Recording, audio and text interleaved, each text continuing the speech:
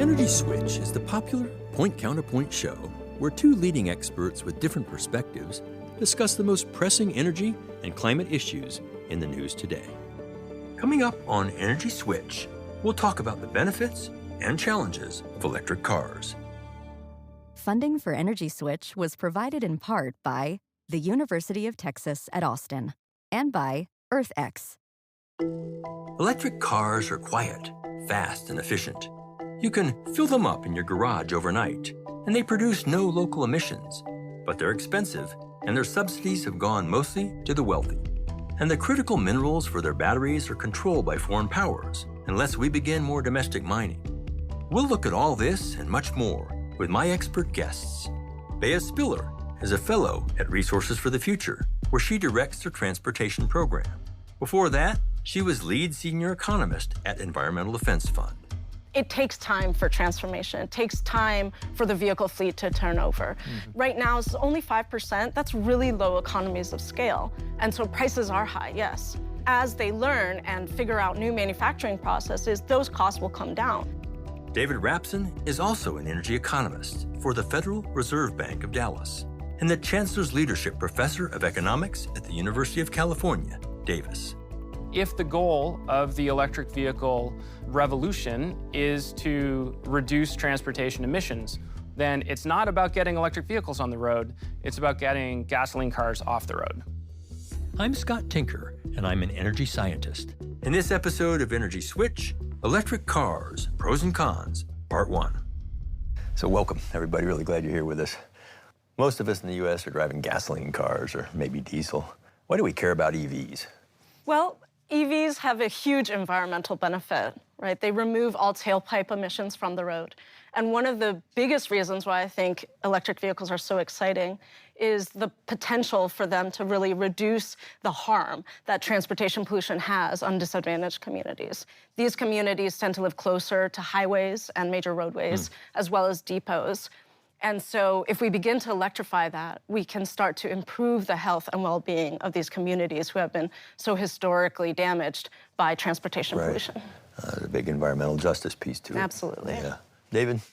Well, the first thing I have to say, I work for the Federal Reserve, and so all of the opinions I have today are my own and not the Fed's.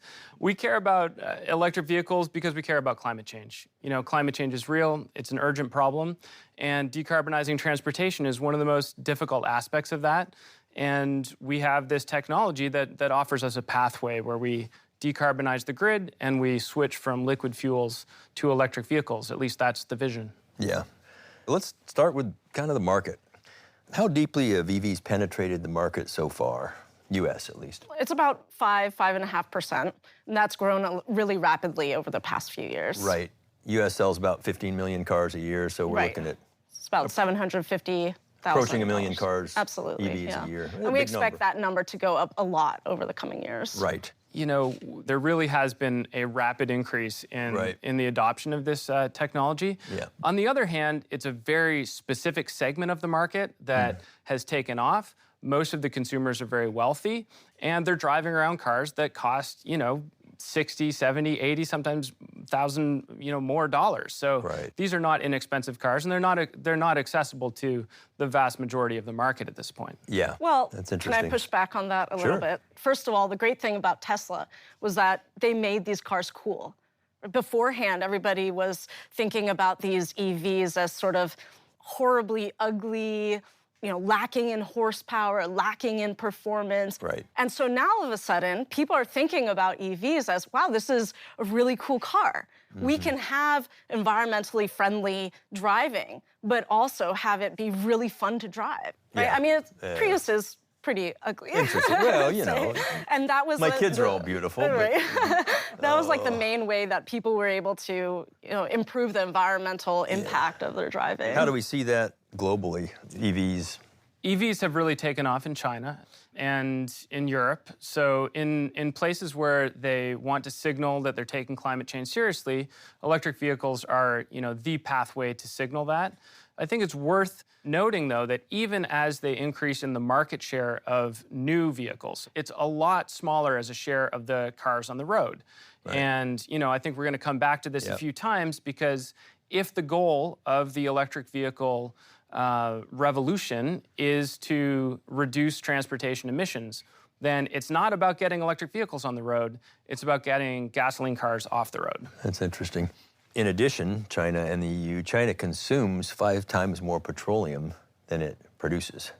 So there's a practical driver here too. We don't have oil. We need something else for our vehicles. And so it's climate, but it's also, particularly in China, really practical. Let's electrify this stuff, right? Well, sure, but I mean, they're going to have to get inputs for electricity as well. So, we saw what happened with Europe's electricity sector in 2022 when Russia cut off the flows of natural gas. What happened to Germany as they shifted towards coal.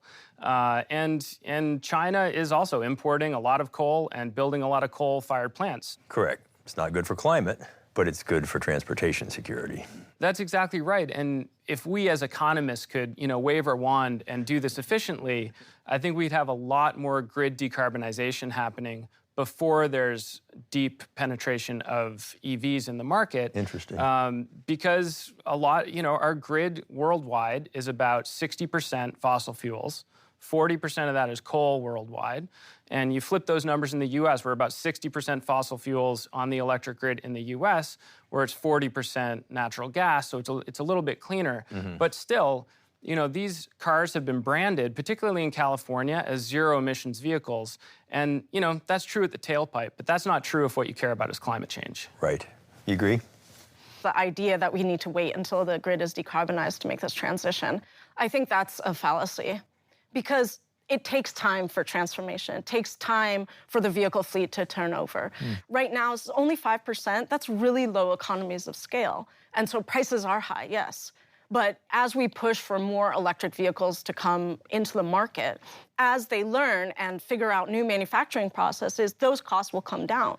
Another thing that I want to point out is there needs to be learning on the side of the customers, right? Mm-hmm. So understanding when's the right time to charge. How can we charge in a way that minimizes our emissions? Understanding how do we deal with range anxiety, right? And so if charging stations are well networked, and we have a lot of them everywhere, then range anxiety can decrease. Yeah. People can understand that they're going to be able to use these vehicles appropriately. Right. So if we wait, we're adding extra decades to that whole learning process, which we really should be accelerating right now.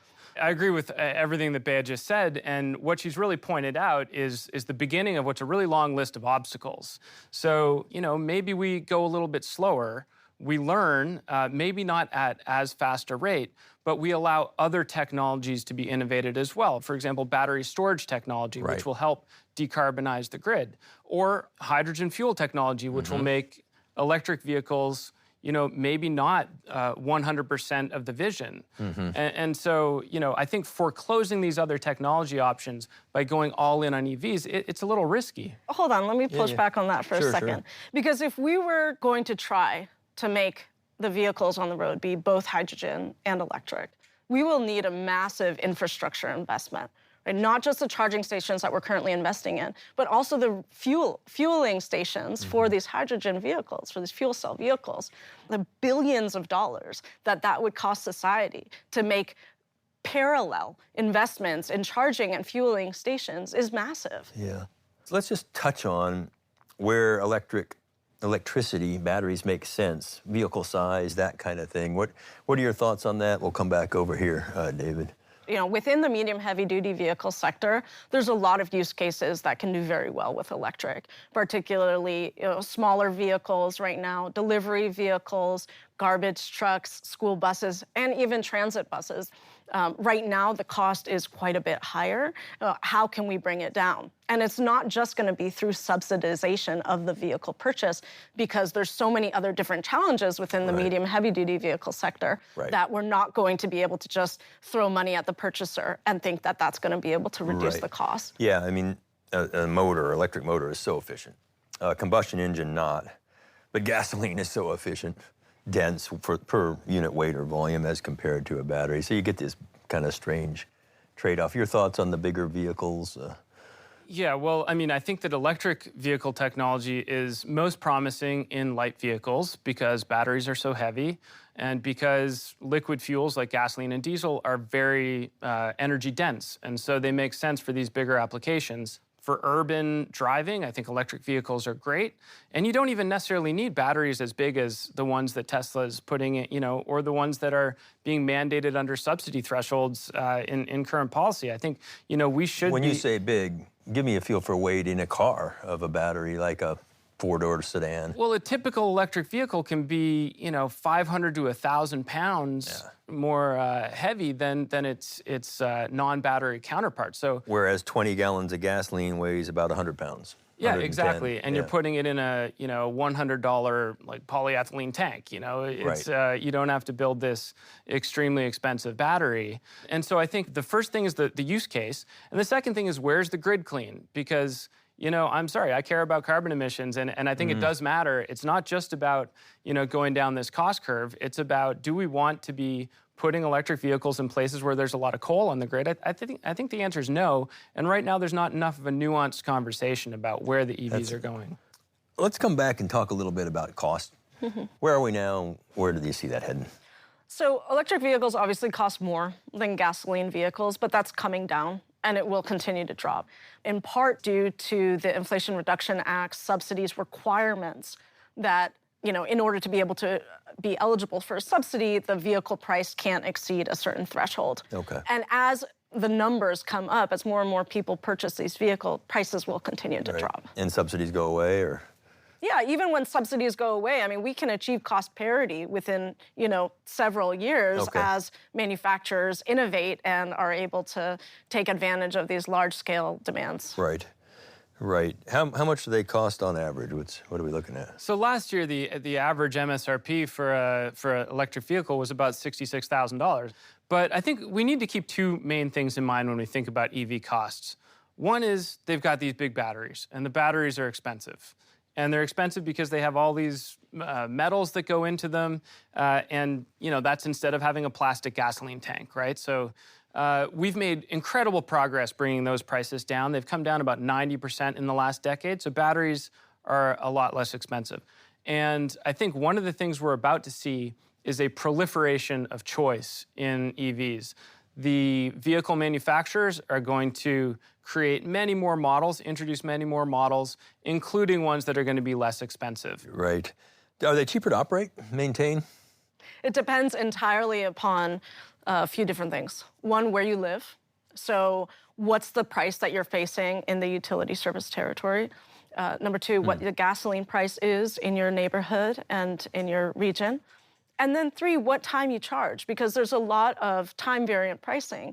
And so depending on what kind of rates you're facing, and some people are facing real-time prices even, you can manage the charging to take advantage of the low cost time. So just thinking about an average price, electricity prices are on average X and gasoline prices are on average Y, is a total fallacy, because what that's going to mean for you is something completely different.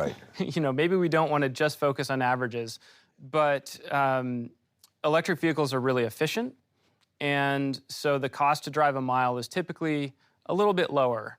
But I think that might have been a bit overplayed, because in the places where there are a lot of electric vehicles, like in California and in the Northeast, electricity prices are also very high. So if you're paying, 30 to 40 cents a kilowatt hour, then probably you're not saving much money driving an EV. Right. Now, EVs have a lot fewer moving parts. You asked about maintenance.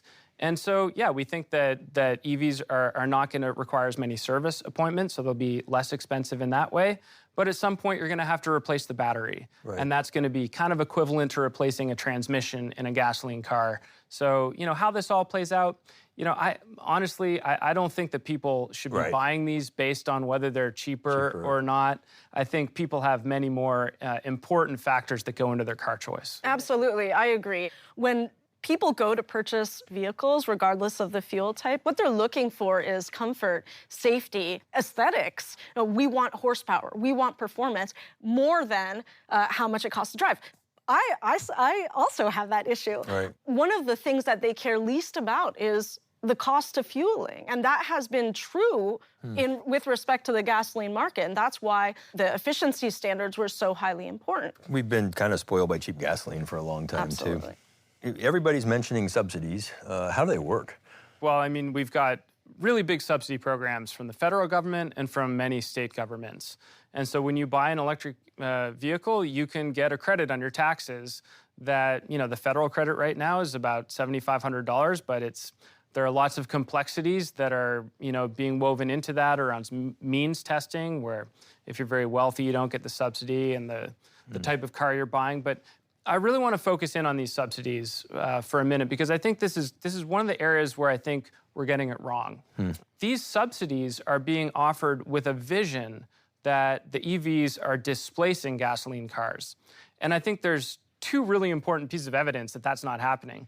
First, when you look at the vehicle portfolios of households that are buying these EVs, they're not getting rid of a gasoline car nearly as frequently as is being assumed. They're just adding an EV. They're just adding an EV, and a lot of the time they're not driving it as much. So there's dipping the toe in this market. Right. But the other reason why I think we know that these subsidies are expanding the number of cars overall in the country is because vehicle manufacturers love these subsidies. All right. Why do they love them? Because now they're selling a lot more cars because they're subsidized. So, I think if what we care about is reducing the pollution, then we need to shift our focus back to removing gasoline cars from the road, making it more expensive to drive gasoline cars, and a little bit less on how many EVs are being purchased, because these are not doing one-to-one what we. How do you make it more expensive to drive gasoline cars? Oh, well, I think we need to put a price on carbon. I mean, we keep on crying this from the hilltops, and it's out of favor politically right now. But if we really genuinely want to tackle climate change, we need to make it expensive to pollute. Is that regressive? I mean, the people that have to drive to service industries and their gasoline's going up like in Europe, they can't even afford to go to work. Yeah, it could be, and we really need to care about addressing that, but I think we need to separate these issues a little bit. We need to make it more expensive to pollute if we care about climate change, and we need a tax transfer system that is, making it easier on the low-income households if we were to do that. But we're going to look back 10 years from now, and we're going to see that these subsidies didn't work the way that we expected them to. That's interesting.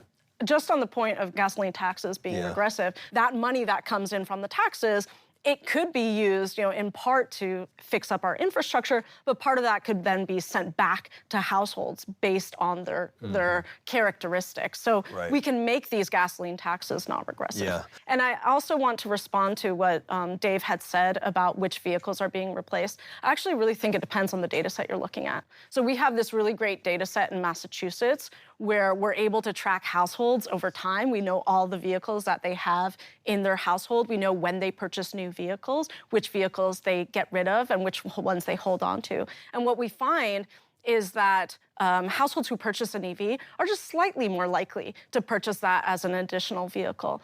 And the second thing I want to point out is that we're not finding that households are driving these vehicles less. We're finding very similar types of patterns of driving when they purchase an electric vehicle. And in fact, one of the benefits of the household getting the EV is that as gasoline prices go up, they're able to shift the miles to the EV. Will that vary by density of population, denser cities and denser places like Massachusetts, EVs, because you don't go that far, rural areas, harder?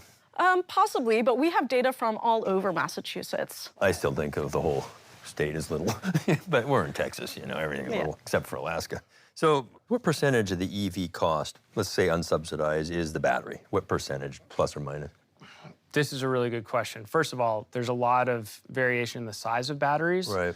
And since the costs have been coming down so rapidly, that number has been changing a lot. But, I have as my heuristic that a Tesla has about $10,000 worth of battery in it. Right. But, I could be off by a couple thousand. But it's a major cost. And again, you're relating that to a plastic gasoline tank. Yeah. But there's so much, and I just want to stress the point that there's been so much technological innovation on the battery side. Look at Ultium cells. Ultium cells is a collaboration between General Motors and LG Electric. And what they've done is they're creating these gigafactories that are creating this new technology of battery that are modular. And what it allows for is a much longer life of a battery. Right. That also uses a lot less cobalt, one of the main critical minerals. There isn't one technology of battery. Yeah. A lot of different batteries have different types of minerals and quantities that go into each. Right. And so with technological innovation, we could expect them to live longer, rely upon less critical minerals, and price come down. So let's say we do get to 50% of the current vehicle fleet in the planet, which is 1.4 billion. Electrify half that, 700 million EVs. There's 1 to 5,000 actual lithium-ion battery cells in an EV. You start to get into trillions. This is a big deal. How do we see this happening? How do we see the supply and price and minerals as we look out in the future? What's it look like? Well, we started seeing the effects of this even last year in lithium prices that went up about 10x. And one of the risks... 10x, 1,000%. 1,000%. And they've come down a little bit, but there's still, we have a scarcity of lithium. And I think this is one of the risks that as we expand demand for EVs and batteries, that the input prices for the batteries, reverses this trend of declining battery costs. And then, it becomes harder to stimulate EV adoption. Yeah. The extent to which the supply chain restrictions on the critical minerals is going to affect EV prices is still sort of an unknown. But as critical minerals go up, we will begin to innovate. And part of the innovation in terms of mining is, for example, where are we getting these critical minerals? One really promising option is coal ash. Being able to find it from waste products of, electricity generation. Gotcha. So Maine has spodumene. It's a mineral, lithium-rich mineral, a lot of it, actually. Their legislature overrode their governor's veto, 35-0, they won't mine it. Yet they're going to mandate EVs.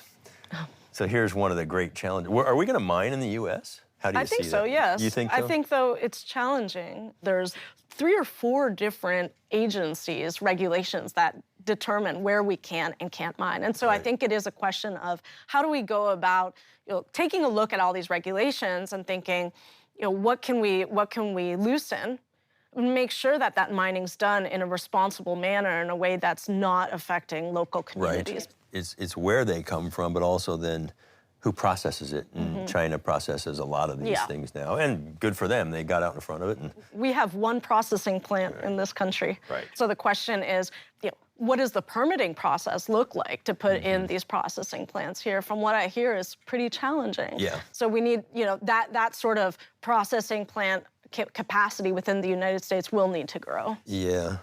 How do you see it? Well, this is something I've been thinking about recently in the context of China. So China has a larger market share in battery processing than OPEC does in oil. But I'm much less worried about it in this context. This is actually one of the areas where I think, it makes sense to keep an eye on that concern. But let's say that they decided to, withhold supply in the same way that, say, OPEC did in the 1970s. There are lots of margins of adjustment there. Right. We can allow the existing EVs to stay on the road longer. So instead of scrapping them when we get in an accident, maybe we fix them.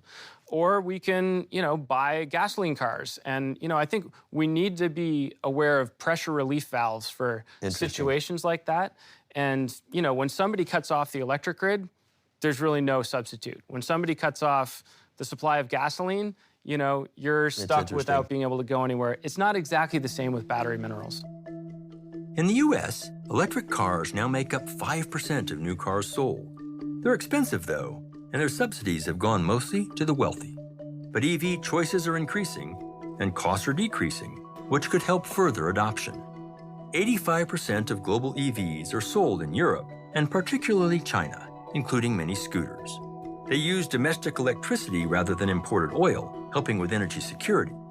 But their electricity still comes mostly from coal, which partially offsets CO2 reductions. Our guests disagreed on the pace of EV adoption, with David advocating for preserving fuel optionality and allowing time for the grid to decarbonize, and Beia pressing for acceleration of EVs, concerned about the cost of other options. And there will be challenges with the supply, politics, price volatility, and security of the critical minerals needed to make the batteries. We'll talk more about subsidies and mandates in Part 2 of Electric Cars, Pros and Cons. Energy Switch is executive produced by Scott Tinker and produced and directed by Harry Lynch. Emily Hooks is the assistant producer and researcher. Editors are Ginny Patrick, Yusef Swachina, and Jackie Kunzler. Matt Aslanian does the sound. Energy Switch is produced by Arcos Films for the Switch Energy Alliance, with support from the University of Texas at Austin and EarthX.